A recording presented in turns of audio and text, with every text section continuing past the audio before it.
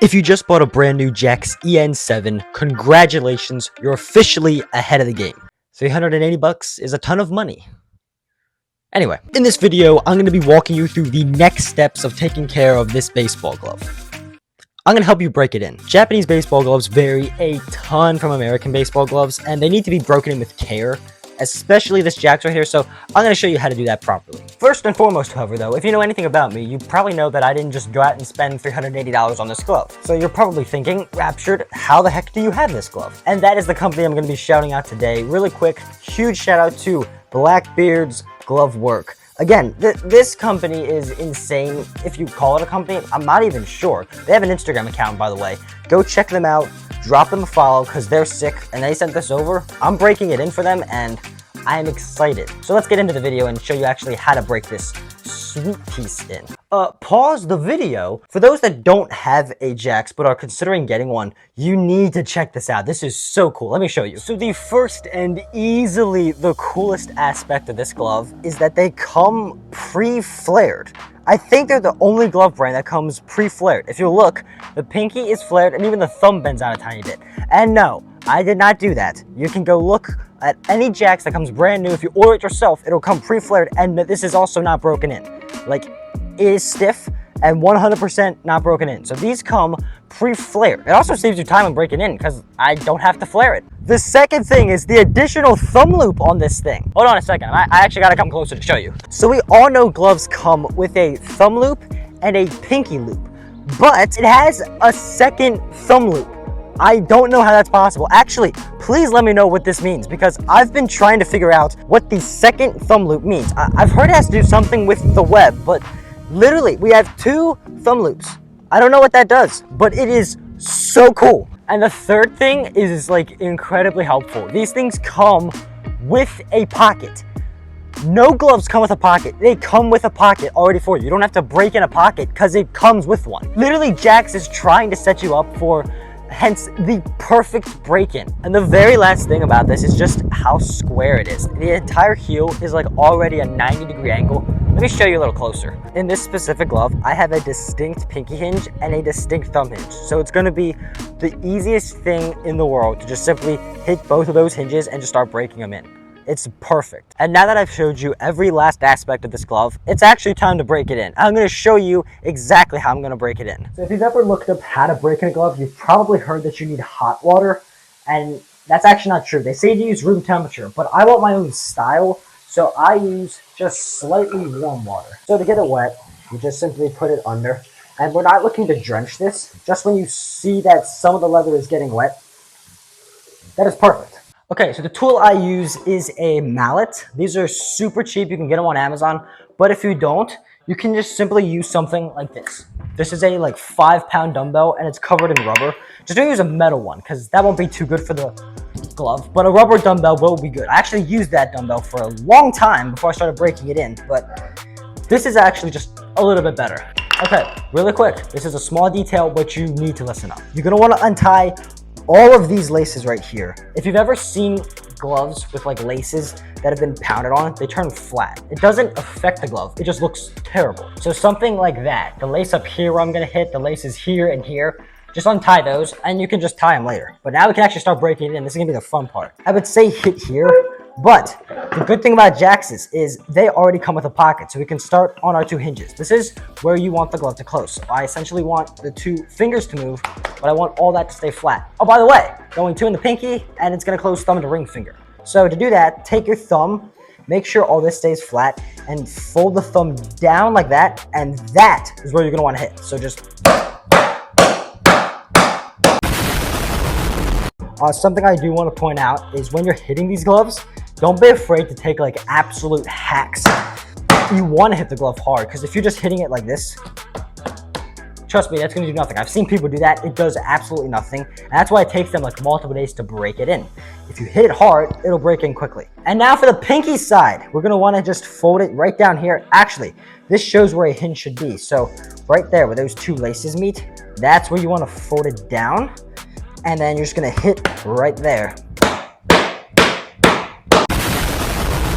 So here is something you want to consider when breaking these gloves. So a normal glove aka a normal glove made for USA, you would just take a mallet, something heavy, and you would just start like smacking it a ton. And that would loosen it up. But these things are made extremely thin and extremely hard. So they're very, very stiff. So something that you're actually going to do is hand work. It's going to sound weird. It's actually going to sound worse than using a mallet. But you're going to just take your hand, you're just going to work your hinges like this. So you're essentially just going to push and roll the glove like this. It loosens up the leather quickly, whereas beating it doesn't really do all that much. It's kind of weird, but that's why I'm teaching you this. A quick way, this is gonna save you so much time. Just take the pinky or the thumb, primarily the pinky, and go like this, and then go like that. So like this, and then that. It breaks in this, and it breaks in that, while also loosening up some of this, but still keeping it stiff. Okay, so, in case anybody wasn't clear with it already, breaking into the glove is not just hitting hinges. You want to break in the web, because this is all super stiff, and would not be very nice catching a ball. So to do this, you're going to want to make sure you're rolling it while pounding. So if you look at the web right here, I'm going to do this back and forth. As it's rolling, I'm pounding so each part gets broken in. So simply just this and repeat that, and then do it all the way down to about there. Okay, and after that, the glove should be a whole lot looser if you just do that a ton. So what you're gonna do now is you're gonna take something heavy like a weighted ball or a ball like this. This is a solid glass ball, so it's pretty heavy. And you're just gonna throw it repeatedly into the pocket like that. And what it's gonna do is it's gonna break in the pocket so that it's more natural when you play with it in a game.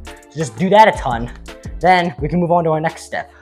Okay, so I actually have something to interject here, and that's for people who think water doesn't work or you shouldn't use it. I couldn't squeeze the glove before. I've done minimal pounding to it, and look, I just got this thing super wet. I wet it a second time, and look. Just tell me water doesn't work. This is from water. The water softened it, so now I can actually start pounding it. That's why we use water. So use water, fellas.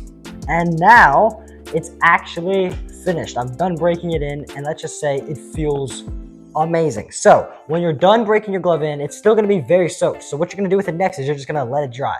Just put it up somewhere where it's not going to get messed with and let it dry. Also, don't rush the process. Just let it dry however long it takes, and then we'll get back to you in a few days. 2,000 years later. So it has been exactly 3 days since we last filmed, and the glove is dry. I'd actually be quite concerned if it wasn't by now. But the point is, the glove is dry, but here's the weird part. If you go to pick up your glove after 3 days, you're gonna be met with this. I'm trying to say it's stiff again. Essentially, the glove stiffens up, and if you're wondering, is this normal? Yes, it is 100% normal. Your glove should be stiff. If it's not, I'd actually be concerned. Somehow, I don't even know, don't ask me, I'm not a chemist or whatever, but when the water evaporates, it literally leaves the glove stiff again. Like, this thing feels like fresh out of the box. Like, I could probably force it closed, but I'm not gonna do that. So you're probably wondering what the next steps are, and that's super, super easy. I'm actually gonna show you. Okay, I'm gonna show you exactly what you wanna do after your glove dries. I don't even know if I'm in camera frame, to be honest. But essentially, you're just gonna take a glove, and every single thing that you did to your glove the previous 2-3 days, however long it took, you're just gonna do it again. But it's gonna take like 20 seconds. Let me show you.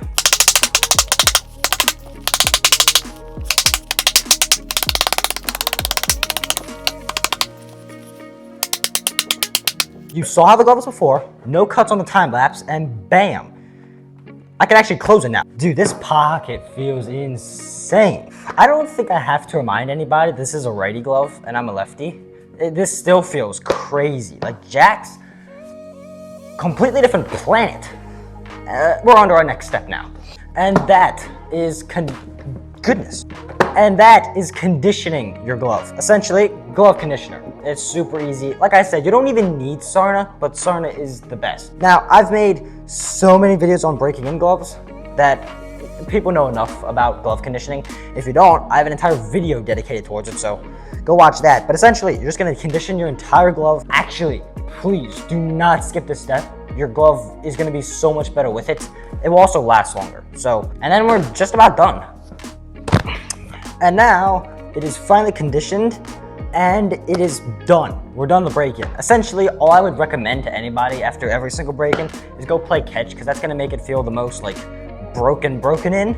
Or if you have a weighted ball like this, or, well, this is a glass ball. If you have a weighted ball or glass ball, just throw it repeatedly at the pocket. But this is done. This is done, broken in. I love breaking in gloves. And boom, that is how you break in a Jax EN7 in like a matter of 3 days. This took like 3 days to break in. One of the quickest break-ins of my life, especially considering how wet this thing was. So if you followed all those steps, your gloves should be looking fire. So once again, huge shout out to Blackbeard's Glove Work. Please check out their Instagram. Like, please do it. They're very sick. But again, thank you guys for this. Breaking this in, working on this was a huge honor. I am very pleased with how this turned out, and I hope you can get some use out of it too. So thank you for that. Thank you for watching. I hope this was helpful. If you want to see more, make sure you subscribe. And as always, I'm Raptured. God bless you all. Peace out.